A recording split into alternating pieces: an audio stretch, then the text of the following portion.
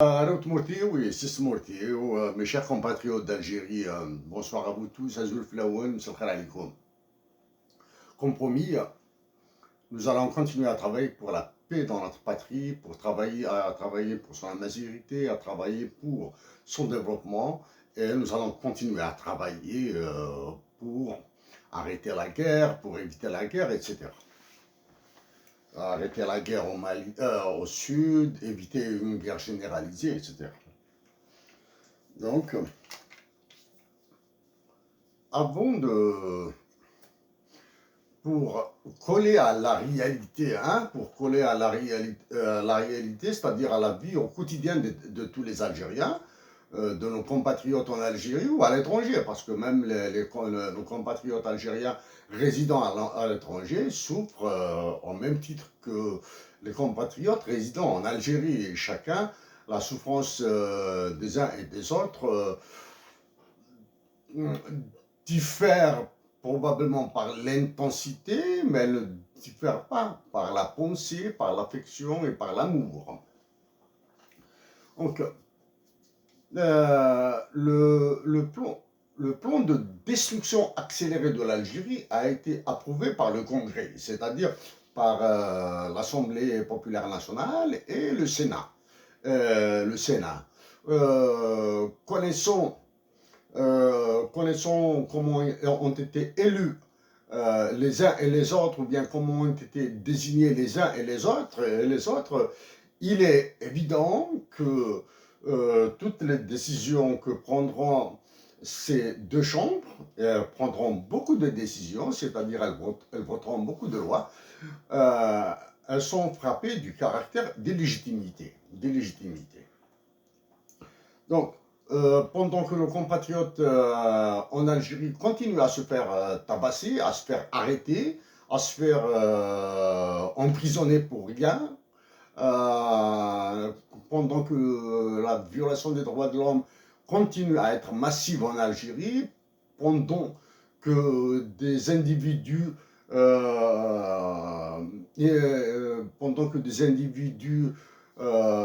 militent ou agissent à certaines fins, ils sont persécutés.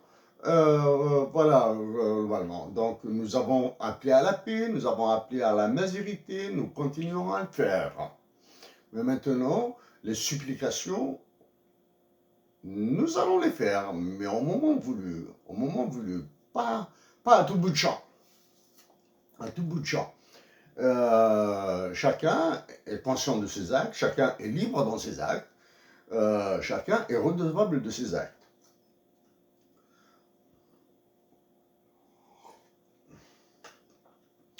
Nous allons revenir sur l'événement accessoire qui est la rupture des relations diplomatiques entre l'Algérie et le Maroc. Nous avons dit ce que nous pensons de cet événement, nous avons dit ce que nous pensions des relations entre les trois États d'Afrique du Nord, entre les États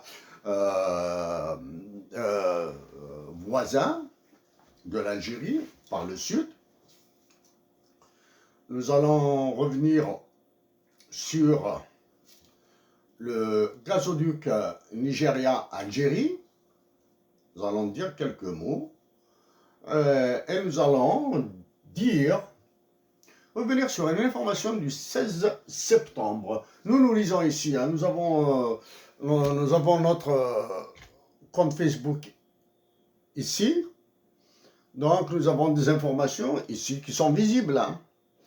Une information de l'APS du 16 septembre, passé 16 décembre 2001, et nous venons tout juste d'imprimer les derniers chiffres concernant l'Algérie, publiés par la Banque mondiale et le FMI, sur lesquels nous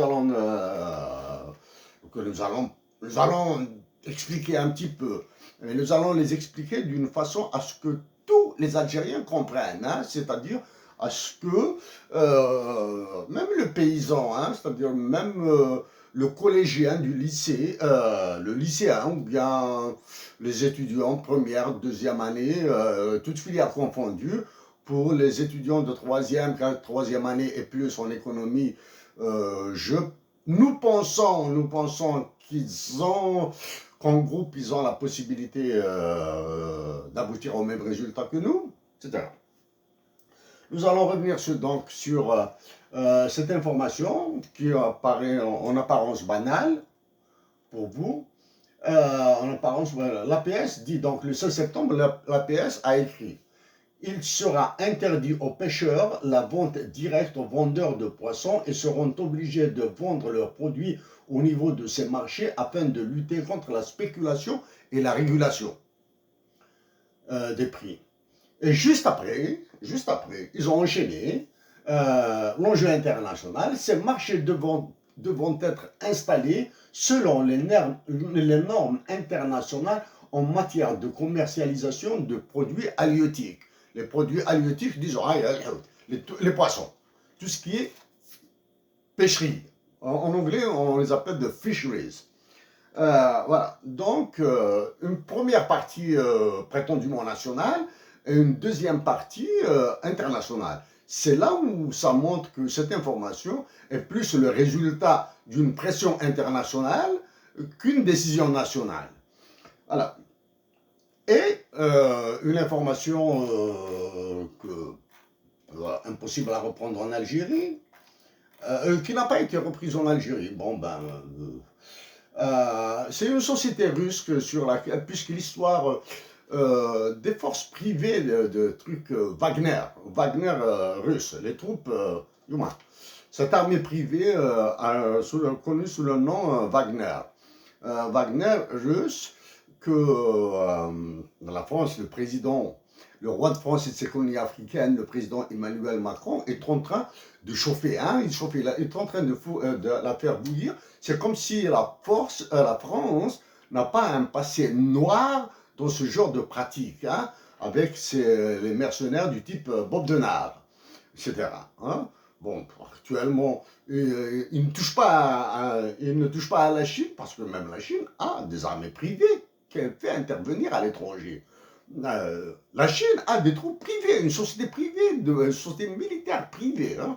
Bon, ça, c'est le désarroi du roi de France et de ses colonies africaines, le président Emmanuel Macron.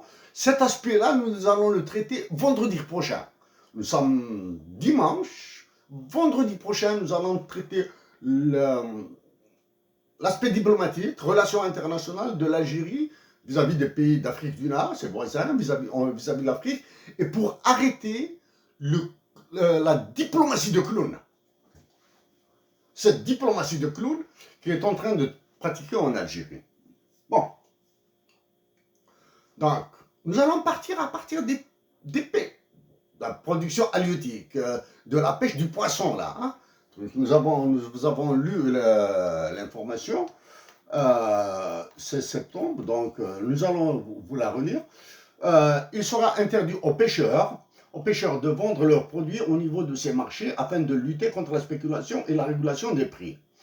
Donc ça c'est pour l'enjeu national. Pour l'enjeu international, ces marchés devront être installés selon les normes internationales en matière de commercialisation de produits halieutiques. Et la dernière, l'information qui est en anglais, qu'il faudra lier à la rupture des relations diplomatiques entre l'Algérie et le Maroc, au gazoduc algérien Algérie-Espagne qui passait avant aussi par le Maroc, c'est-à-dire il y avait deux chemins d'approvisionnement pour l'Espagne. Nous allons le lier au gazoduc Nigeria-Algérie qui va alimenter l'Europe. Donc, pour gagner, on ne gagne pas en efficacité, on est efficace ou on ne l'est pas. Donc, dans un souci d'efficacité, et pour donner un aspect théorique, juste théorique, nous allons vous lire des extraits de phrases très simples de livres de théorie économique utilisés à l'Université de Montréal. Ensuite, nous allons revenir vers des explications très très simple pour montrer aux Algériens, pour montrer aux élus ou à ceux qui prétendent être des élus ce qu'ils sont en train de faire en Algérie. Comme nous l'avons dit à la personne la plus chère, hein, actuellement, la personne la plus chère pour nous en Algérie, la personne, hein, la patrie, notre patrie est très chère. Mais là, en termes de personne, la personne la plus chère en Algérie pour nous, Wagnoul, nous allons changer d'avis sur tout, absolument tout. Sur deux, sauf sur deux. La dévaluation du dinar et la dotation de l'Algérie d'un hymne national bilingue en arabe et tamazight. Ah. Bien sûr, en le disant ainsi, nous sommes prêts à évoluer là. Nous sommes prêts à évoluer sur nos positions. On n'est pas bornés, nous ne sommes pas bornés à ce point. Mais pour évoluer sur nos positions, il faudra des arguments très solides pour nous faire bouger. Donc en Algérie, d'abord nous vous renvoyons à ce que nous avons dit en automne 2013 sur l'accession de l'Algérie à l'OMC. Automne 2013, accession de l'Algérie sur l'OMC. C'est toujours visible sur Internet, sur YouTube. Nous avons dit que les Algériens doivent se remettre au travail, sinon ils vont s'en manger entre eux. Nous vous renvoyons à ce que nous avons dit dans les impacts économiques de Tamazight en avril 2014, particulièrement dans l'aspect économique, c'est-à-dire la création d'un marché international de ressources naturelles dans le désert algérien.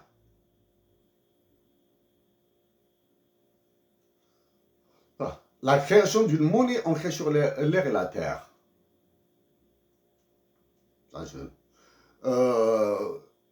Ça, c'est en 2014. En 2015, nous avons fait, même si notre ivresse nous a accompagnés comme il se devait, à l'époque, nous avons fait une estimation des impacts de la dévaluation du dinar algérien en Algérie. C'était en 2015 et 2016. Nous l'avons fait en deux parties.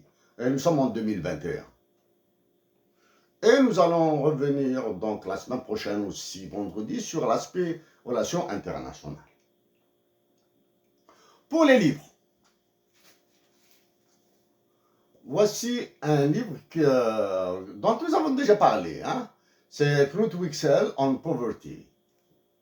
Dans ce livre qui parle, c'est l'approche de Knut Wicksell sur la pauvreté. Knut Wicksell est un mathématicien hors norme,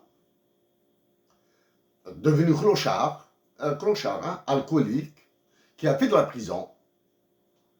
C'est un professeur suédois. C'est un mathématicien d'exception. Donc, il a fait la prison, alcoolique, tout. En sortant de prison, il a versé dans l'économie. Même, il avait commencé dans l'économie avant, mais après, il a versé dans l'économie. Sur la pauvreté, dans ce livre, sur la pauvreté écrit par Mats Landal. Et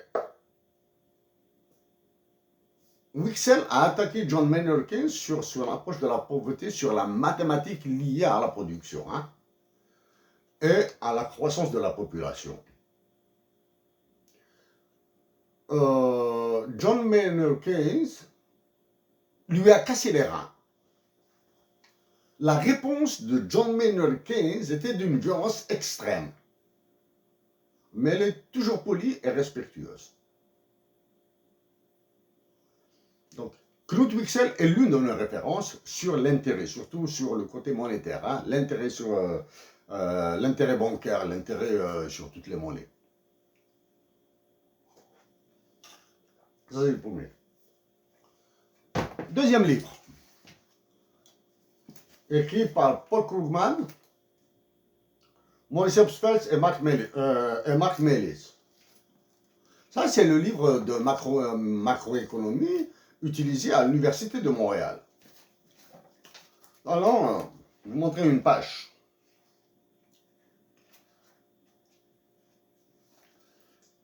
Ah, voilà. Ça, c'est juste deux phrases, hein, parce qu'elle touche directement l'Algérie. Hein. Elle touche ça.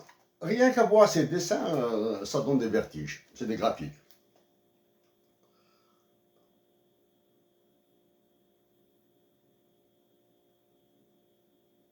Sur les réserves des pays sous-développés. Récemment même, les réserves des pays émergents ont fortement augmenté avant que le rythme d'accumulation ne ralentisse en raison de la crise de 2008-2009.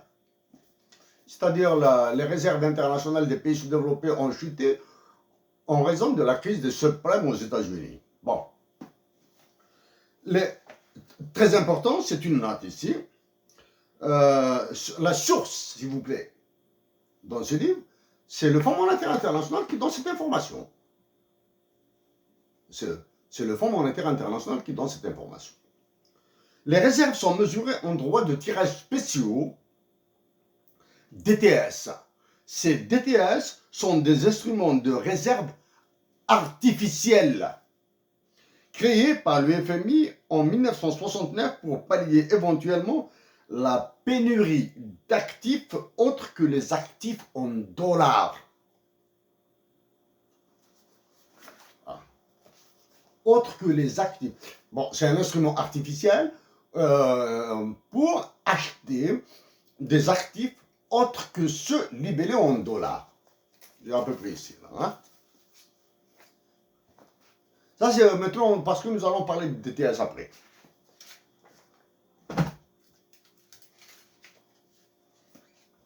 Ah, puisque nous parlons de gazoduc et de pêcherie, de fisheries, c'est-à-dire la pêche, les poissons, tout ce qui est production halieutique, tout ce qui est dans la mer, dans la mer. Environmental and natural resource economics, a contemporary approach.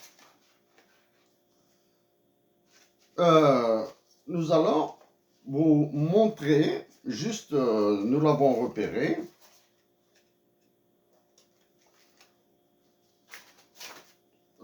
sur ce qui se dit sur les pêcheries. Où est-il là?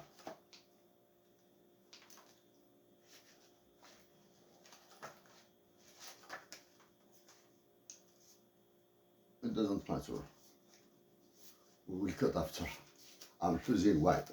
I'm losing time, yeah, I know.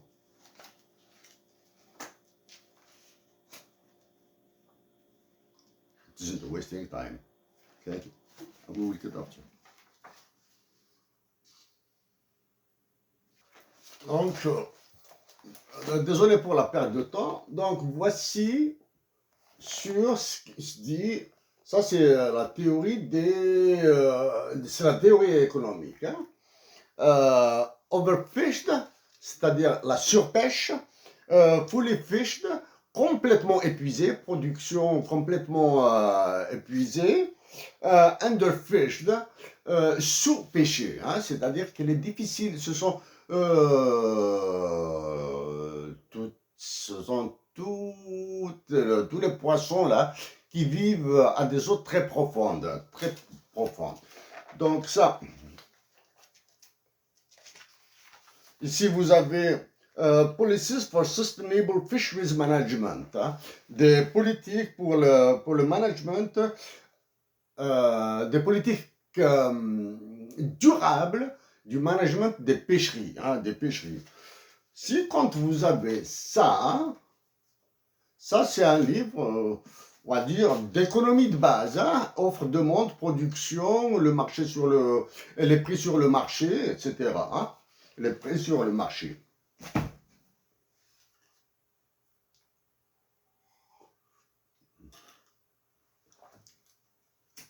Ça, c'est un livre sur... Ah, il est là, en tout cas, je l'ai marqué ici.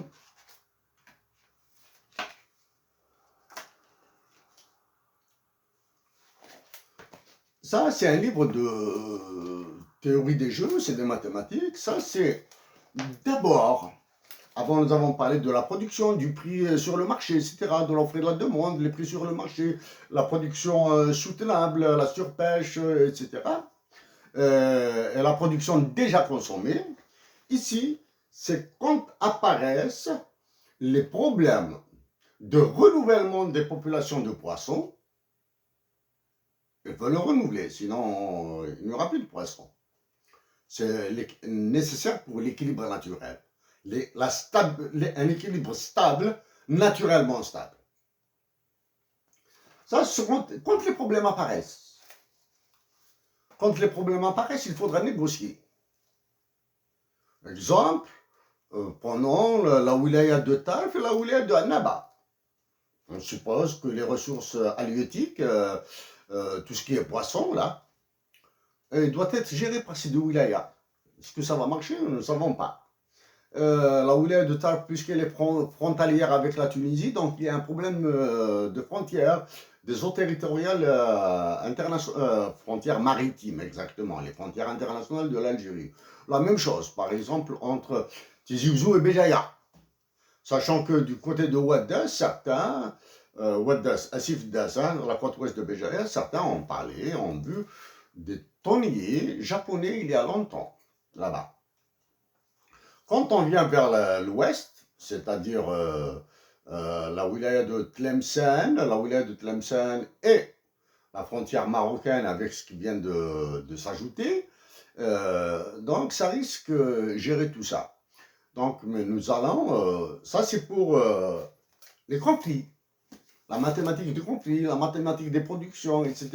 Mais en situation de conflit, c'est-à-dire on est pour éviter le conflit. Là, nous commençons à rentrer dans l'économie du diable.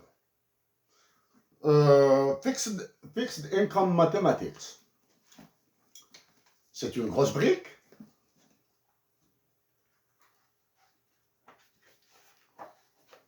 Il y a donc à la page 135, nous avons souligné, c'est juste ça. À la page 135 sur un livre qui contient à peu près 700 pages. 700 pages. La mathématique. Pour nous, la mathématique, c'est comme la religion musulmane, chrétienne ou juive. C'est-à-dire, c'est divin. La mathématique est une science dure. Mais la mathématique, c'est comme la religion aussi dans la pratique. Vous avez les extrémistes, les intégristes, ceux qui les tolèrent, ceux qui ne les tolèrent pas. Vous avez les athées, les laïcs dans les religions. Pour nous, un laïc, vous prenez un laïc en religion et un laïc en mathématiques, pour nous, c'est la même chose. Mais avec la religion, on peut commettre des crimes. Avec les mathématiques, on peut faire des génocides. Avec les mathématiques. Mais ceci n'altère en rien le caractère de divin de la mathématique. Hein. C'est la pratique des humains, comme vous et moi, de la mathématique qui peut déboucher sur des crimes. Donc, que dit cette page? Studies have demonstrated that forward rates do not do good job in predicting future interest rates. On aime en traduction en français. Les études ont démontré que les intérêts appliqués dans le futur, les intérêts sur les transactions monétaires, les transactions financières, sur les prêts, tout, appliqués sur les transactions futures, ne sont pas prédits correctement. En termes simples, en 2021, nous avons décidé de contracter une dette que nous allons payer en 2025. En 2025, nous nous sommes engagés à la payer à un taux d'intérêt de 10%. Si en 2020, nous nous sommes engagés à la payer à un taux d'intérêt de 10%, volontairement. Si en 2025, les taux d'intérêt sur les marchés sont de 2%, et donc nous allons payer 8% en plus. Mais si les taux d'intérêt sont de 20%, théoriquement, nous allons gagner 10%. Théoriquement, hein. Mais parce que tout dépendra de la clause des contrats. Ah, c'est les contrats, nous allons en parler un petit peu. Ah. Maintenant, il reste deux bouquins rapides. Ça, c'est Solution for the World's Biggest Problem.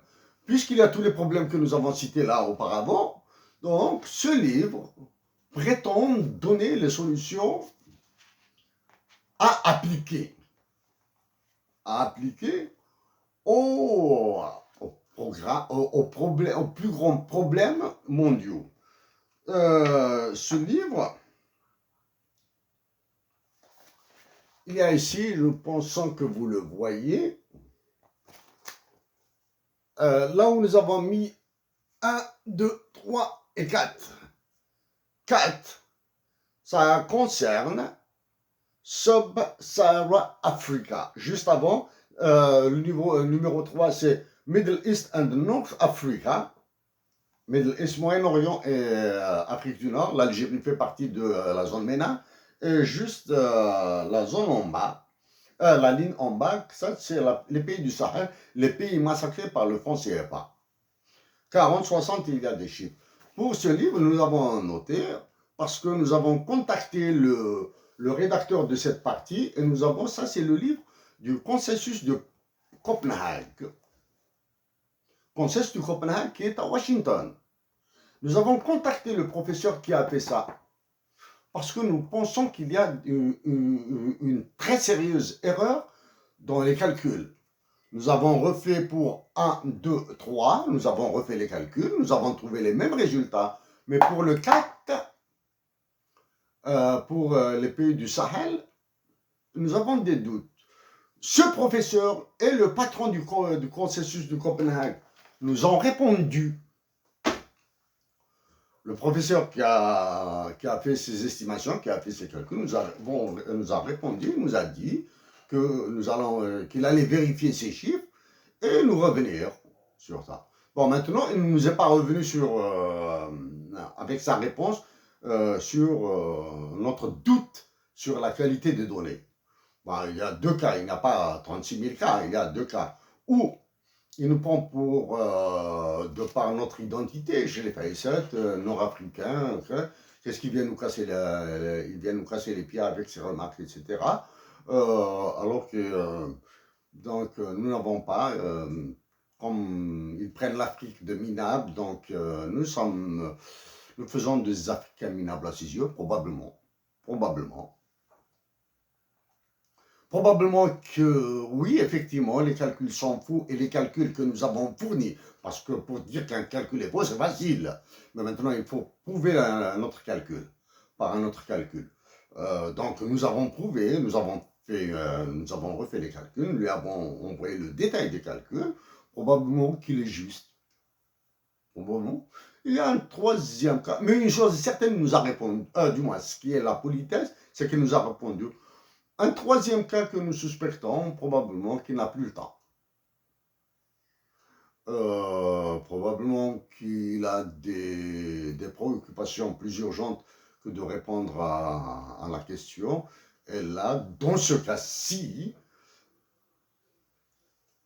nous allons nous excuser éventuellement si nous le rencontrions à Washington sur les mots, là. Mais parce que prendre les Africains d'en haut, ça nous dérange. Ça nous dérange.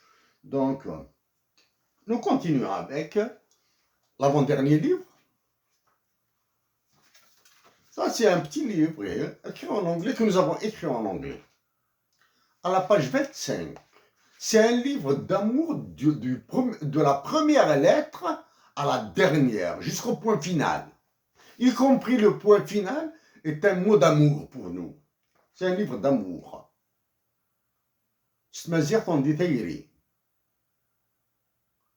De la première lettre de ce livre jusqu'au point final, y compris le point final. À la page 25, il y a une équation, un peu de mathématiques, un tout petit peu de mathématiques. Mais l'interprétation, pour ceux qui le liront, donc à la page 26, ils vont lire, c'est une équation d'équilibre, c'est-à-dire pour définir la condition d'équilibre.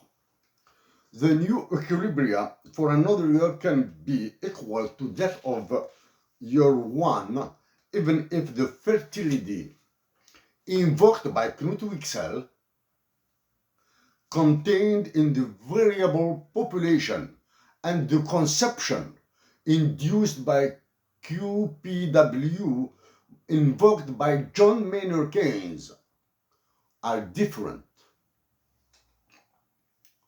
The improvement of AFW and SPE can make better, vulgarement on dit and better, the happiness and will modify the equilibria between the villages. Instead of producing earthenware jars, growing up human ones as the broken jar, committed to reduce the human rights violation, protecting the nature and implementing a more accountable and democratic regime will modify all the equilibria. How this can be reachable? Question. More and more blessed women's wombs to give birth to more and more human angels is the necessary and sufficient condition. Do you know one of these angels? Have you met one of them? Yes. Le dernier livre que nous avons reçu il y a 3 jours, publié aux États-Unis.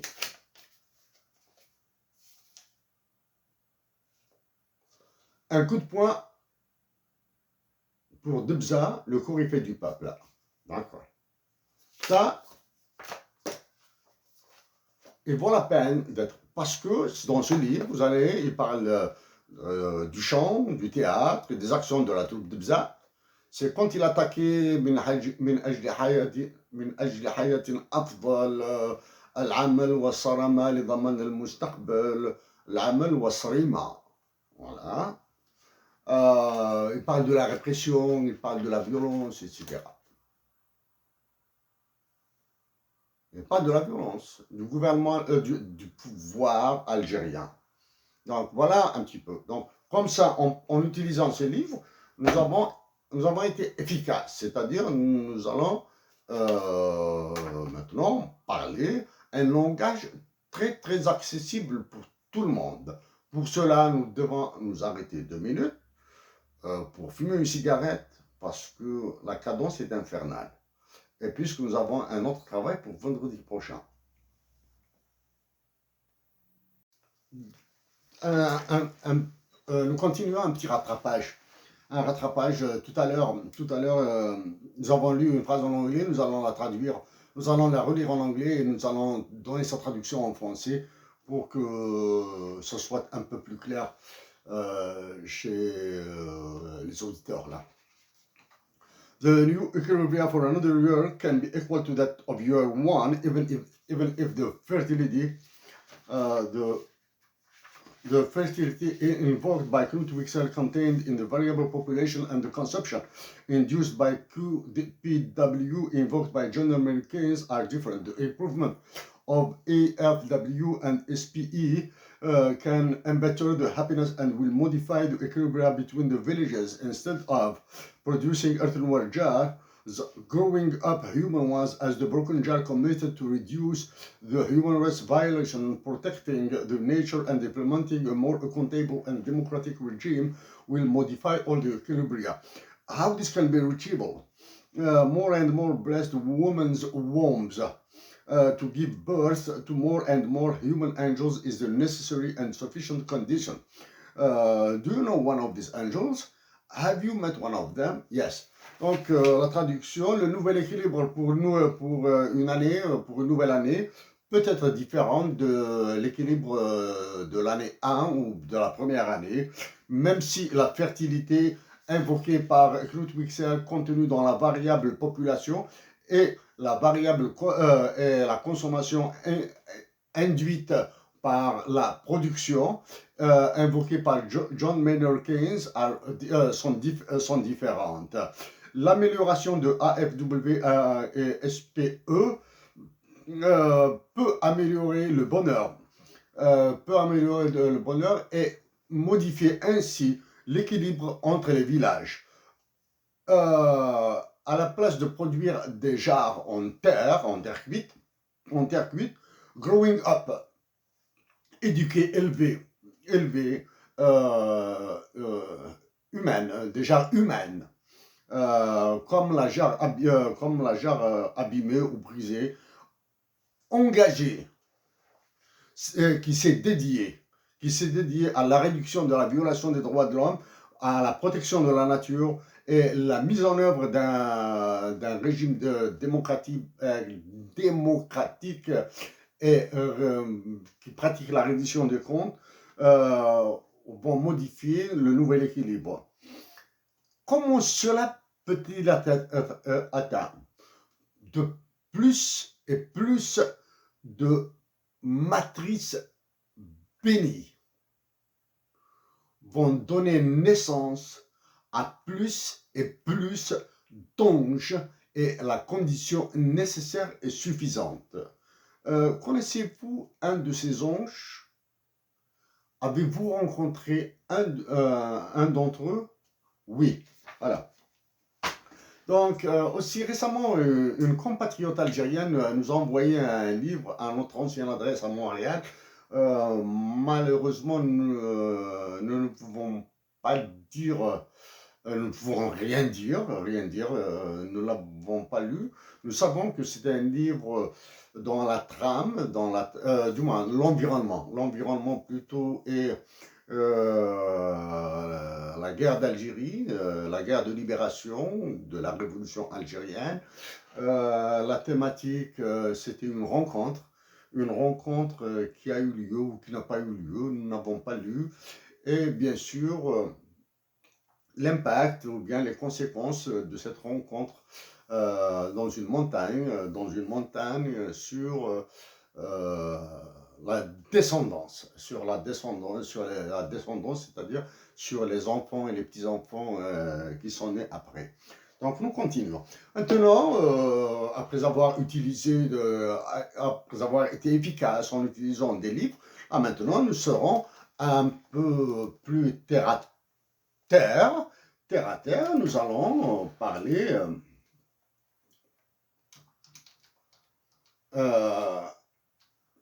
réel. Nous allons parler réel.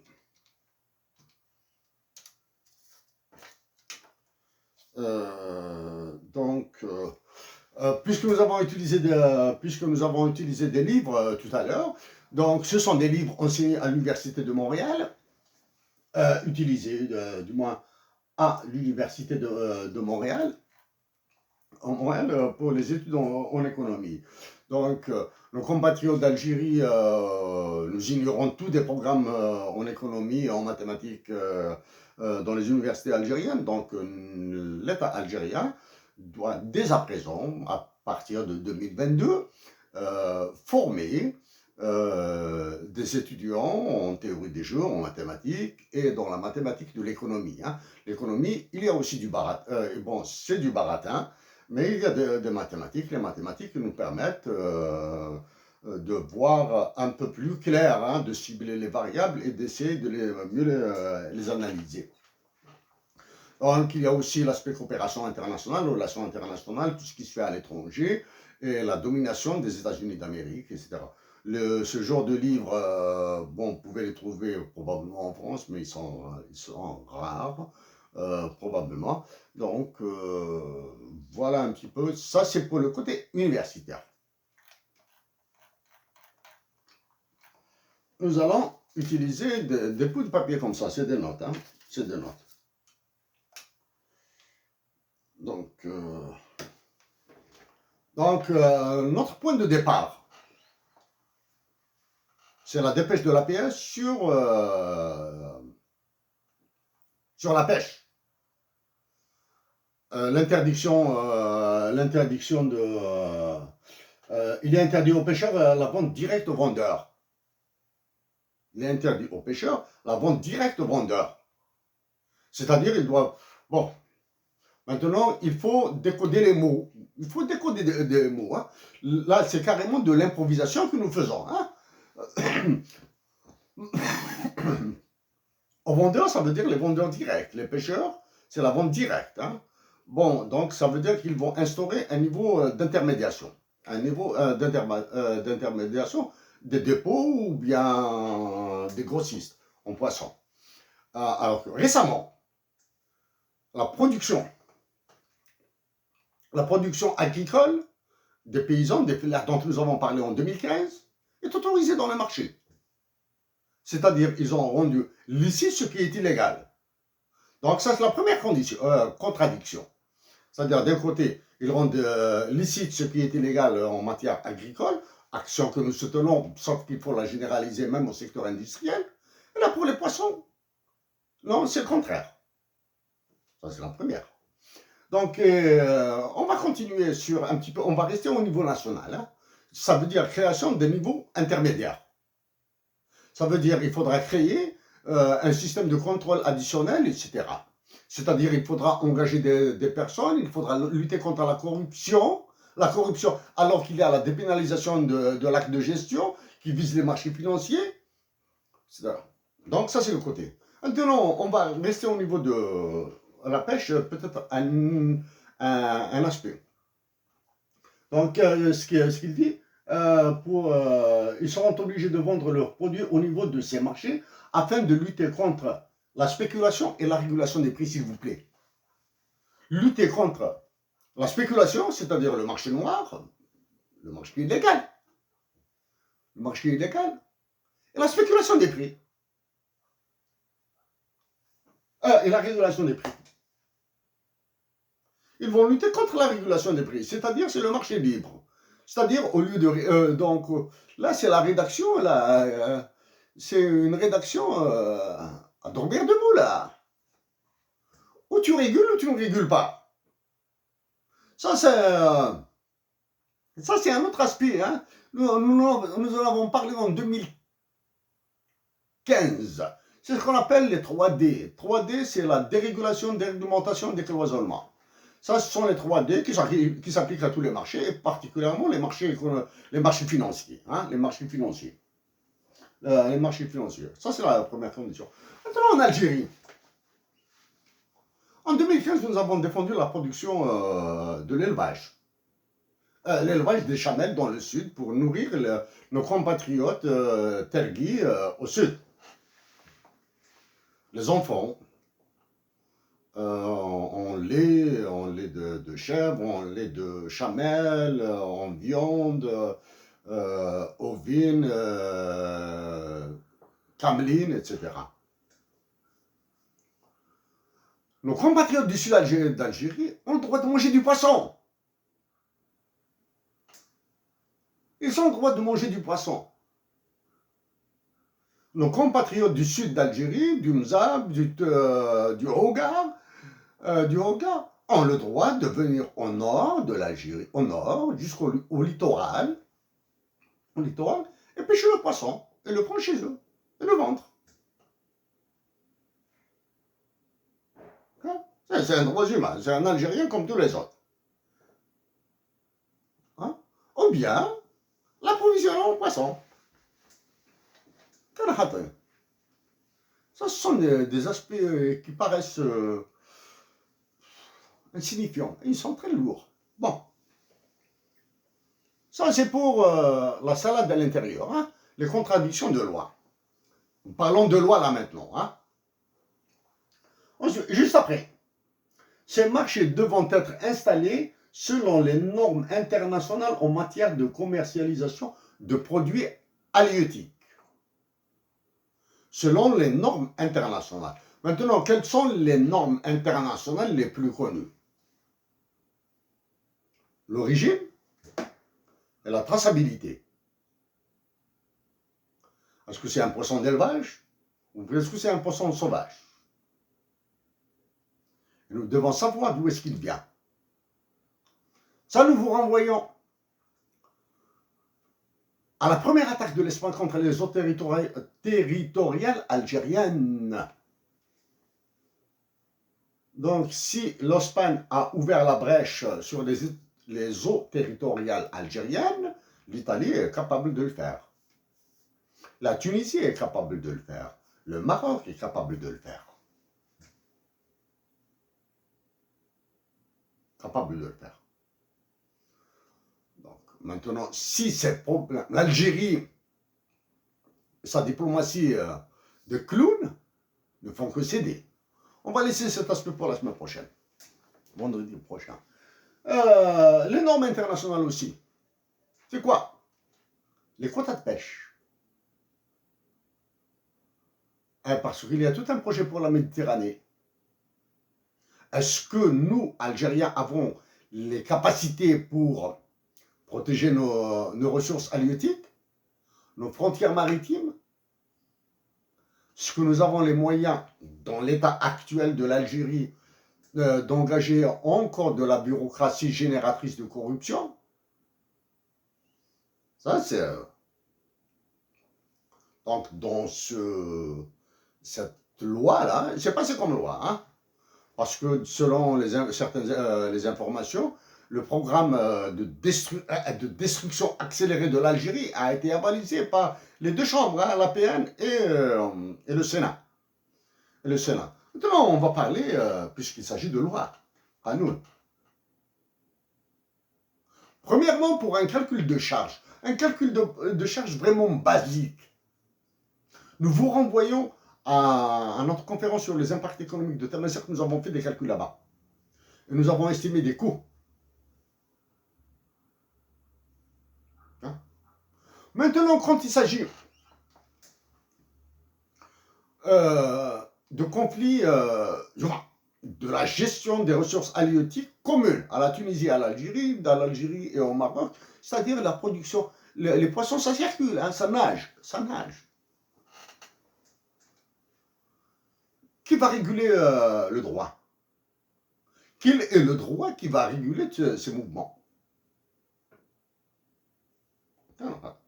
Bon, ça c'est le côté poisson, uniquement poisson. Maintenant, donc, nous allons parler des députés et des sénateurs.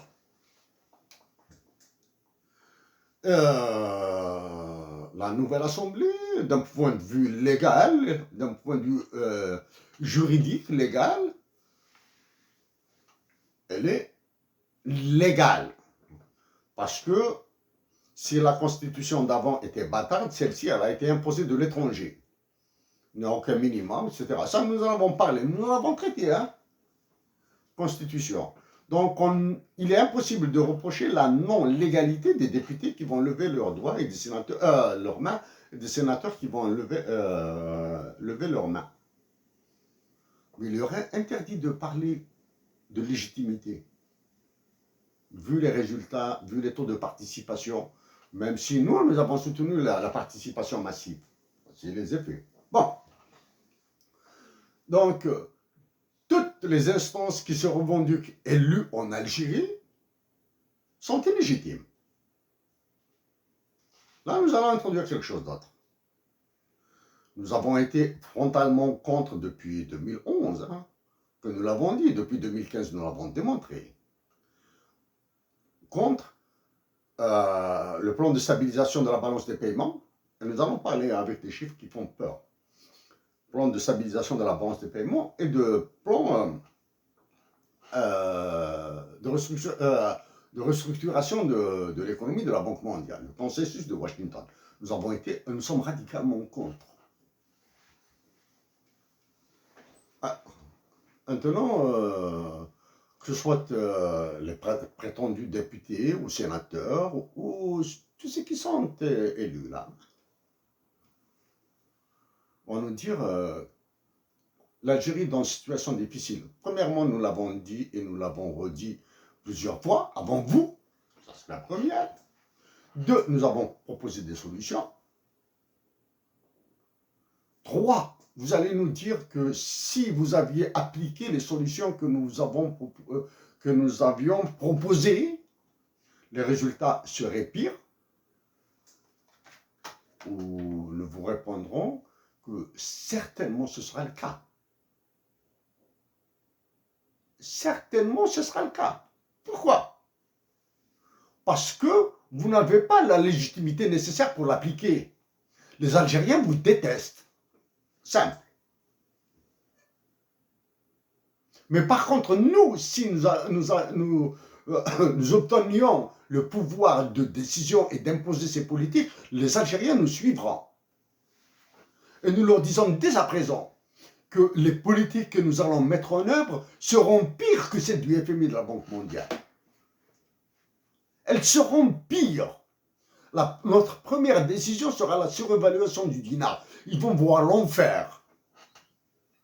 Et c'est un enfer qui va durer 7 ans, 7 à 10 ans.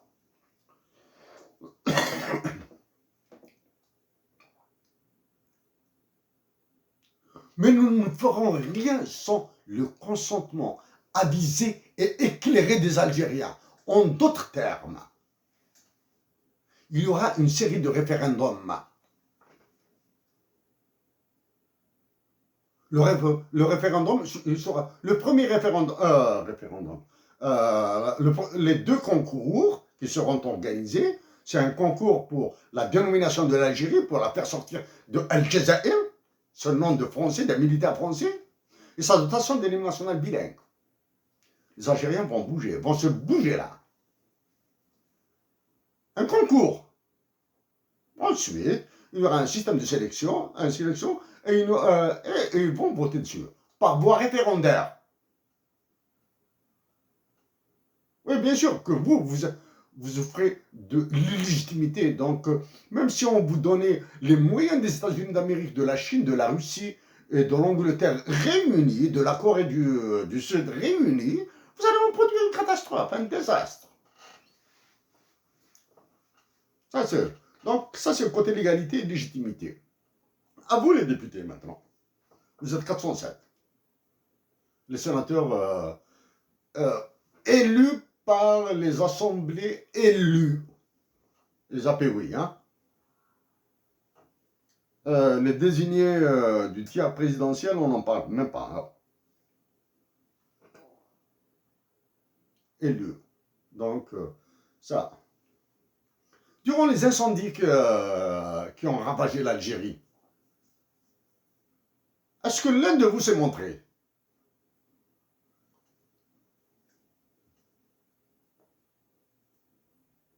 Maintenant, vous avez demandé aux... Certains se plaignent de l'absence des chiffres. Les voici. Ce sont des chiffres d'aujourd'hui, hein. Même si nous les avions utilisés avant, nous vous renvoyons d'autres analyses précédentes. Les voici. Là, c'est de la Banque mondiale. Regardez ça. Un stylo, vous allez voir mieux.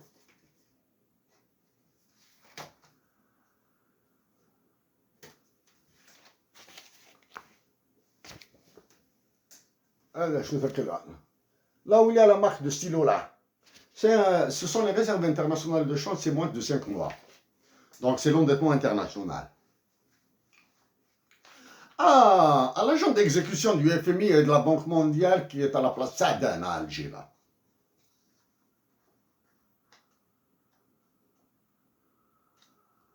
Qu'attendez-vous pour donner des chiffres? Vous étiez à la Banque centrale, vous étiez ministre des Finances et de l'économie, maintenant vous êtes agent d'exécution du FMI à un niveau assez important, la Banque mondiale. À la place Sadan. Quand une décision est violente, vous demandez à Al-Mouradia d'en parler. Al-Mouradia d'en parler. Alors qu'il y a un putsch dans l'air, hein.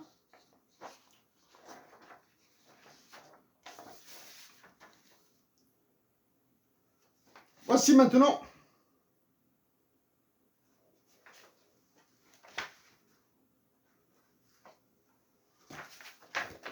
Regardez les chiffres de la Banque mondiale. Ce que nous avons entouré, c'est 2020 estimé à moins 5,5%. On est en 2021. En 2020, mais il parle d'estimation. Ça, c'est les chiffres de la Banque mondiale. Nous allons voir d'autres chiffres maintenant.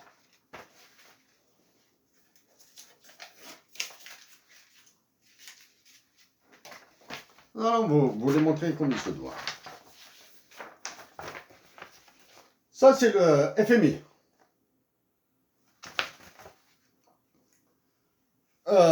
L'inflation, c'est en vert. Celle-ci là, c'est l'inflation. En rouge, c'est le PIB réel. On va en parler un petit peu du PIB réel tout à l'heure. Regardez durant les années 90, l'inflation, où est-ce qu'elle est? Regardez le PIB, où est-ce qu'il est? Il est. Regardez maintenant entre de 2015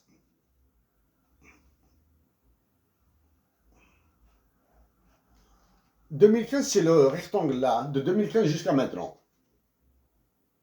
Regardez, le PIB a encore chuté, mais l'inflation est plus faible. Incroyable. Alors qu'en 2015, nous avons démontré que l'Algérie est dans une spirale inflationniste.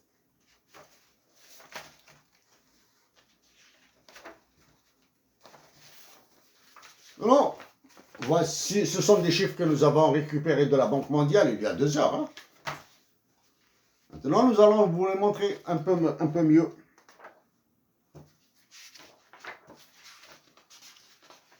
Le PIB en dollars courants, hein, c'est-à-dire nominaux, de 2011 à 2019. Quand vous le voyez comme ça, vous avez l'impression qu'il y a eu de la croissance ici, la première partie là. Ensuite, il y a eu de la croissance négative, la décroissance après. Les graphiques comme ça, il est très difficile de les interpréter pour quelqu'un qui n'est pas habitué.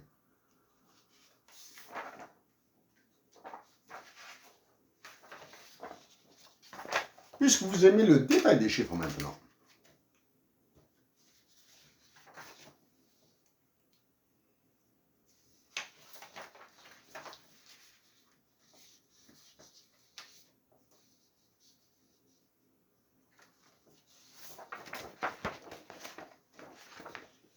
Les voici.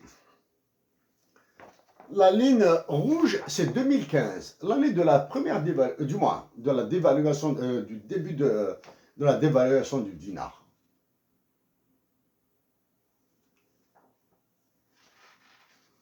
L'état de croissance en PIB en dollars courants. Nous le répétons, les taux de croissance en dollars courants. En 2015, le taux de croissance a été de moins 22%, s'il vous plaît. En 2016, de moins 3,58%. Et en 2020, il est de moins 15%. Taux de croissance du PIB courant, en dollars nominaux. En 10 ans, nous avons perdu moins 54 milliards de dollars. Nous avons perdu moins 5, ça ce sont nos calculs, moins 54 milliards 849 millions de dollars, 136 000, etc. Moins 54, nous avons perdu. Alors que depuis la nuit des temps, vous claironnez la croissance, la croissance, la croissance. Et les chiffres. Nous allons éviter ceux de la pauvreté. Nous sommes fatigués de traiter de ces chiffres-là.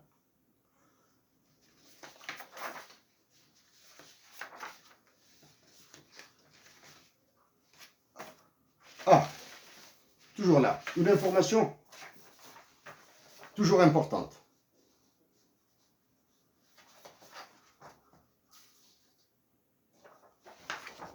ici, le PIB par habitant, en 2015, il était de 4 177 dollars. En 2020, 3 310 dollars. C'est-à-dire, l'Algérien a perdu plus de 800 dollars de production. Chaque Algérien a perdu 800 dollars de production. Production PIB. Alors que la population a augmenté.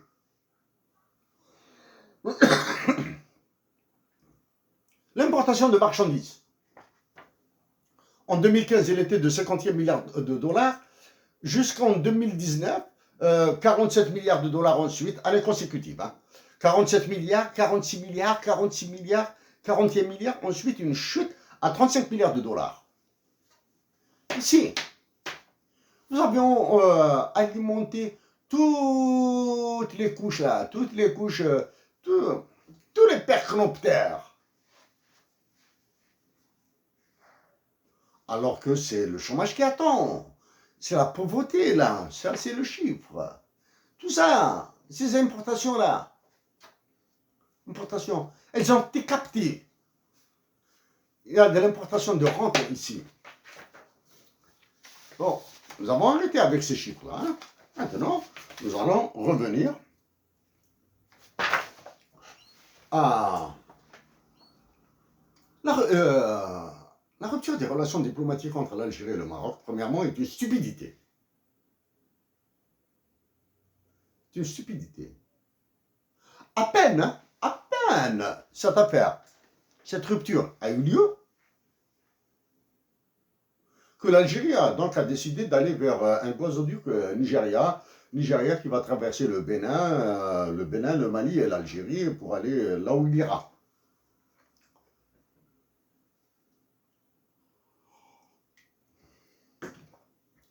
L'État algérien, avec certaines inondations dont nous avons parlé en 2013. Et nous avons été les premiers à soulever le problème de l'eau en Algérie. C'est nous, juste pour remettre certaines personnes à leur place. L'Algérie n'arrive même pas à gérer les contrats des logements dans les cités construites, logements sociaux, LSP, promotionnels, etc.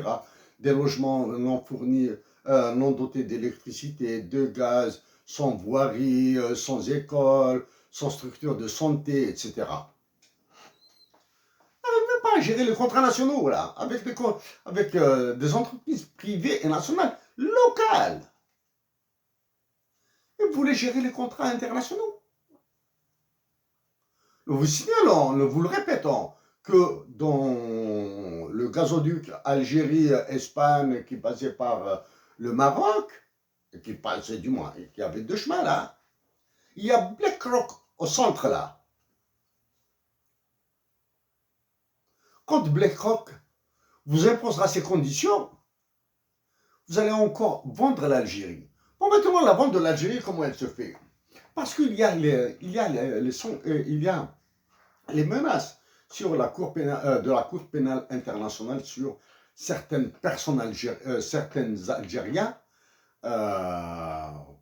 sous le chef qui pourraient être inculpés ou accusés et ensuite inculpés pour crimes de guerre ou contre l'humanité. Ça, c'est alimenté par la France. Les Américains ne feront pas ça parce qu'ils ne reconnaissent pas le statut, ils ne reconnaissent pas la Cour pénale internationale. Ils ne la reconnaissent pas. Les Américains refusent. Ça vient de la France. Okay? Qu'est-ce qui va se passer ensuite? Effectivement, vous pensez aller l'aventure sur un gazoduc Nigeria-Algérie, du moins qui passera par l'Algérie. Nous en avons déjà parlé, hein, nous en avons déjà parlé. Entre le Bénin et le Nigeria, il y a des raffineries de pétrole clandestines. Des raffineries de pétrole clandestines. Ça, c'est pour le pétrole. Hein. Le pétrole et le gaz, ça n'a rien à voir. Hein. Bon, le gaz, c'est du gaz. Allez-vous engager l'Algérie dans un itinéraire, un chemin aussi mal sécurisé? Quelles seront les primes d'assurance? Récemment, le roi de France a ordonné à son ministère, à sa ministre de la Défense d'aller au Mali. Le roi de France est en train de vous écraser. Les États-Unis, ils vont vous bouffer. Les États-Unis, ils vont vous bouffer, du moins, vont bouffer l'Algérie, la nation algérienne. S'ils ont cédé l'Afghanistan, ils viendront occuper l'Algérie. C'est pour cette raison que il y a de la clownerie diplomatique à Washington. Washington, ça demande de la négociation sèche, dure. Les Américains aiment ça. Ils aiment ça. Récemment, un incident, une affaire qui a traîné. USA, Canada, Chine. Les USA ont menacé la Chine de sanctionner les personnes. Les USA ne sanctionnent jamais les entreprises, rares. Sanctionnent les personnes. Une très grosse entreprise chinoise. Arrêtée au Canada, l'une de ses dirigeantes de cette entreprise chinoise, menacée en résidence, bracelet électronique, résidence dans sa villa, du moins dans ce château, en Colombie-Britannique. Les Chinois ont réagi immédiatement. 2 compatriotes canadiens ont été condamnés à de la prison très lourde. Ça fait 2 jours, 3 jours. Les États-Unis d'Amérique ont décidé de surseoir, de décaler le procès de cette entreprise chinoise pour la fin 2022. Immédiatement, le Canada s'est soulagé, il a libéré un dirigeant de cette entreprise chinoise, Huawei. Immédiatement, les 2 compatriotes canadiens, nous sommes canadiens, ont été libérés de Chine. Immédiatement. Alors qu'avant, la Chine a juré par tous ces dieux-là que c'était un procès normal, naturel, un procès judiciaire. Il y a un crime qui a été commis, trafic de drogue, espionnage, etc. Non, ils l'ont libéré. Dans l'esprit des Algériens, nous pensons qu'il y a toujours cette mentalité de la Chine communiste, de la Russie communiste, etc. La Russie communiste, c'est mort. La Chine communiste, c'est mort. Récemment, la Chine a encouragé le 3e enfant. Le 3e enfant. En Algérie, nos compatriotes meurent, des enfants meurent parce que le FMI et la Banque mondiale vous ont ordonné de ne plus dépenser des sous pour la santé et l'éducation. Ça, c'est pour l'heure. Bon. Voyons voir.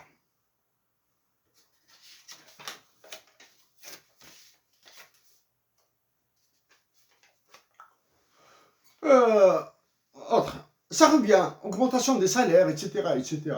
Nous l'avons dit à plusieurs reprises.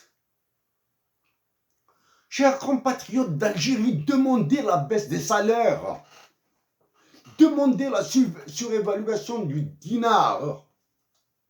Il y a un aspect un peu plus complexe auquel peut-être vous ne pouvez pas accéder. C'est la divulgation du taux directeur des taux d'intérêt interbancaires. Pour les faire monter en flèche. Parce que à Sadan, à la Banque centrale, Trésor, etc., etc., ils touchent à tout, sauf au taux d'intérêt. Ils disent, nous allons canaliser l'économie, nous allons ramasser de l'argent. Ça, c'est des aspects que nous avons traités en 2015. Augmenter les taux d'intérêt pour capter. Et il y a une opération de dévaluation du dinar. Et il y a même maintenant la menace de démonétisation. Certains parlent de l'inflation. Si en 2015, l'inflation est un phénomène stochastique, ou bien stochastique, ou bien self-fulfilling prophecies. Les prophéties autoréalisatrices. C'est-à-dire, vous ne savez pas quand est-ce qu'elle... Quand elle tombe comme un éclair. Ben, il y a des inflations douces là, que ça monte. Bon. On peut gérer ou ne pas la gérer. Bon, ça, en Algérie, elle est ingérable. Mais la spirale inflationniste, le déclenchement de l'inflation réelle, c'est-à-dire celle qui va laminer les Algériens, est un événement stochastique. Rien du tout pour la déclencher. Ça, c'est pour salaire. Demander la baisse. Maintenant, député. Président, député, tout le monde, hein, tout le monde. Est-ce qu'il y a un qui se revendique un mesure dans votre assemblée et qui pourra prendre position sur la dotation de l'Algérie d'un hymne national bilingue? Un seul député. Et qu'il s'exprime comme nous le faisons actuellement. Qui s'exprime comme nous le faisons actuellement et qui s'exprime dans les journaux algériens. Ça, la dotation de l'Algérie d'un hymne national bilingue.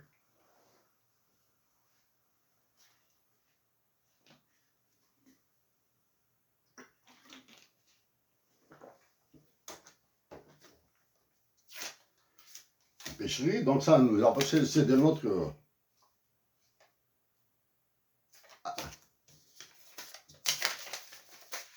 Aussi des informations. Des informations, bon, c'est des informations officielles, officielles. Dépénalisation, protection du gestionnaire et toutes ces salades-là. Nous vous le répétons, c'est la libéralisation des marchés financiers en Algérie. Il y aura de nouvelles banques privées, ça nous attendrait parce que l'Algérie est un pays extrêmement risqué. Il y aura fermeture de certaines banques publiques ou reconcentration. La dépénalisation, donc la dépénalisation vise le taux de change, c'est-à-dire une gestion plus libre des fluctuations monétaires, la couverture des taux de change. Dans cet ordre d'idées, aux députés et sénateurs, en vous rappelant que les menaces qui pèsent sur certaines personnes en Algérie par la Cour pénale internationale vont entraîner la destruction de la nation algérienne. Donc, avec un minimum de sens patriotique, vous pouvez prendre position. Donc, à tous ces députés, est-ce que vous pouvez poser la question, qui sont les rédacteurs étrangers de la Constitution? La précédente, pas celle-ci, hein, la précédente, nous pensons qu'il s'agit de Noah Feldman. Noah Feldman, israélien, américano-israélien. Hein. Nous disons aussi que nous, en 2013, nous sommes exprimés sur Israël et nous avons participé dans un programme provincial québécois sur le dialogue entre religions. Nous, en tant que musulmans, nous avons dialogué, débattu avec un juif canadien sur la paix au Moyen-Orient, sur la paix entre Israël et les pays arabes, sachant que l'Algérie est considérée comme pays arabe. Nous avons discuté avec un Israélien, pas israélien, un juif canadien, le plus normalement du monde. Nous avons discuté avec lui, c'était en anglais. À l'époque, notre maîtrise de l'anglais était moins bonne que maintenant, même si même maintenant, elle est juste moyenne. Hein. Posez la question sur la nécessité d'ouvrir des discussions. Même pas de dialogue, hein. Même pas de dialogue, même pas de négociation. Hein. Discussion. Même informel avec les Israéliens. Comme l'a proposé Albert Einstein dans l'un de ses livres, soit de ses pensées personnelles, ses pensées sur la société en général, sur la paix, sur la politique, etc.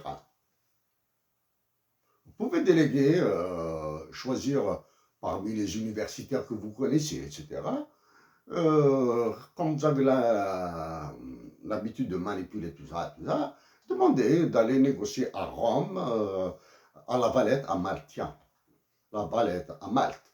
Malte, parce qu'il y a un business de nationalité là-bas. À Malte, Malte s'en fout royalement. Payer l'État maltais, ils vont donner sa nationalité. Pour qu'il y ait des discussions, première discussion informelle. Ne soyez pas écorchés là. Hein? Ne soyez pas écorchés. Dans l'indépendance de l'Algérie, il y a eu il y avait eu un épisode de négociation. Il y avait un point de négociation. Il y a eu des négociations. Les plus célèbres, c'est les négociations d'Évian. Tenons, où sont les attachés militaires, les attachés de défense de l'Algérie? Washington, Paris, Londres, Pékin et Moscou. Que font-ils? Allez-vous laisser l'état-major continuer comme ça dans une gestion calamiteuse de l'Algérie? Ça, c'est pour Canada. Le 30 septembre prochain, il y aura un autre événement dit Vérité et Réconciliation. Il y a des demandes de pardon aux populations autochtones, à des enfants, des écoliers massacrés dans des écoles catholiques, etc. Hein. Il y a eu des massacres dans les Canadiens vont vers des demandes de pardon, vers des commissions de vérité. Donc c'est un exemple qu'il faudra suivre. Avec ses imperfections, avec toutes ses imperfections, avec toutes les limites, etc., etc. En Algérie, l'État algérien doit demander pardon à toutes ses victimes. Toutes, absolument toutes ses victimes. Maintenant, nous ne pouvons pas remonter très très très loin dans le temps. Nous pouvons commencer au moins par 63.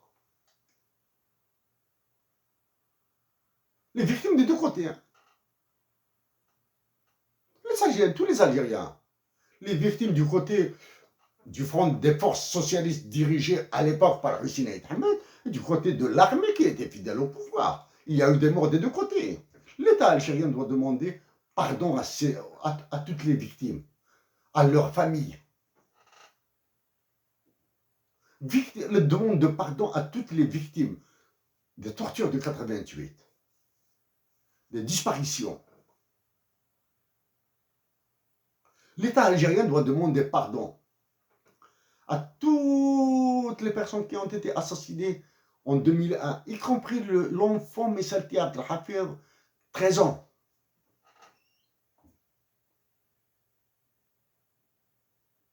L'État algérien doit demander pardon à toutes les victimes des incendies. Pour certains peut-être naturels, pour d'autres certainement criminels. Aux députés et aux sénateurs, nous interdisons de vous qualifier, de vous dire que vous êtes criminel ou assassin. Non, non, non. Mais sachez que vous ne pourrez jamais dire non à une loi qui sera mise en discussion. Vous allez tous lever votre main, vos mains, tous, tous, tous, sans exception. Bien sûr, il y aura des absents, il y aura des abstentions, il y aura probablement une personne qui va jouer avec sa main pendant que les autres votaient, et d'autres personnes qui vont lever les deux mains, etc. Il y aura tout ça. Mais au final, la loi est adoptée par vous tous, par tous les sénateurs. Sachez que toutes les lois que vous allez produiront des morts, augmenteront la pauvreté en Algérie. Donc, toutes ces morts-là, toutes ces morts, d'un point de vue esprit, d'un point de vue religion, vous allez en parler, hein. Vous allez en rendre des comptes. Mais d'un point de vue patriotique, d'un point de vue terre d'Algérie, terre amazigh et musulmane d'Algérie,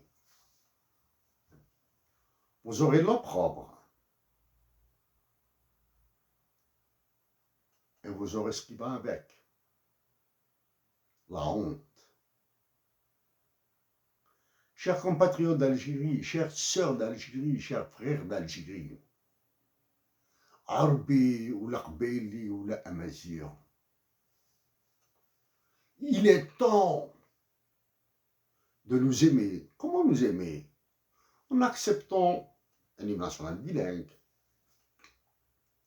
en disant à nos frères du Sud, à nos frères Telgui, à nos frères du Mzab, à nos frères des Aurès, que toutes les victimes-là de harcèlement judiciaire, de détention, parce qu'elles revendiquent un mouvement pour l'autonomie de la Kabylie ou bien l'indépendance de la Kabylie, vous êtes en partie responsable parce que vous avez abandonné la défense de la majorité de l'Algérie. La Kabylie n'est pas plus amassurée que le regard. La Kabylie n'est pas plus amassurée que les Aurès. La Kabylie n'est pas plus amassurée que le Mzab. La Kabylie n'est pas plus amassurée que le Titri. Mais c'est la somme de toutes ces amasurités. C'est la somme de toutes ces islamités, avec la tolérance, que nous allons sauver notre pays. Chers compatriotes d'Algérie, ne croyez jamais que les Algériens expatriés sont dans le confort. Il y a des Algériens expatriés qui travaillent au Canada. Il faut que les Algériens d'Algérie travaillent comme les Algériens au Canada. Il faut voir les conditions de travail ici au Canada. Elles sont très dures. Elles sont très dures. Chers compatriotes d'Algérie, chers compatriotes d'Algérie, chers compatriotes d'Algérie, agissons ensemble pour la paix, pour la majorité, pour une fraternité construite autour de notre islam délicieux. Avec tout mon respect pour vous tous, à vendredi prochain. Vendredi prochain sera encore plus dur parce que nous continuerons à travailler contre les objectifs du roi de France et de ses colonies africaines, le président Emmanuel Macron, qui a écrasé l'armée algérienne. Il l'a écrasé. Il a écrasé les généraux. Il les a à ses pieds. Toutes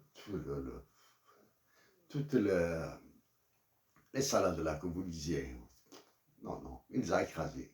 Les services secrets, les centres occultes d'influence. Les centres occultes d'influence, non, c'est pas la langue de bois. Hein. Vous me donner des noms, vous allez fuir. Vous allez fuir. Chers compatriotes d'Algérie, avec toute notre amitié, avec tout nos respects pour vous tous, pour la paix et au plaisir de vous voir. Prends la